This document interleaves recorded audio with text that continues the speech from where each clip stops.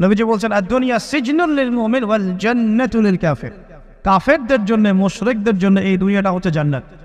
কারাগার মানে কি? যেখানে আপনার ব্যক্তির স্বাধীনতা চলে না, যেখানে আমি চলবো একটা সিস্টেমের আওতায়। এখন নবীজি বলছেন দুনিয়াটাই হচ্ছে কারাগার।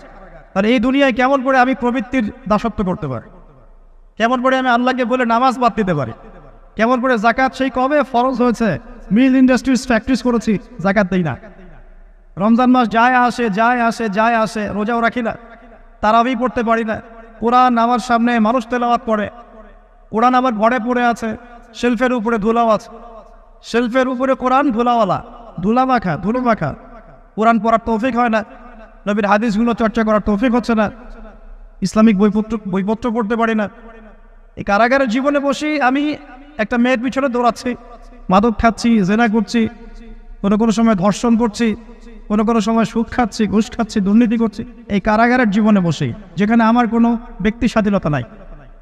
তাহলে কারাগারের জীবনের মেয়াদ যখন শেষ হবে, যখন তাকে এখান থেকে বের করে নিয়ে আসা হবে, অর্থাৎ মৃত্যু, তখন তার সাথে কিরকম রিমান্ডে আচরণ করা হবে এটা ভালো করে বুঝে না।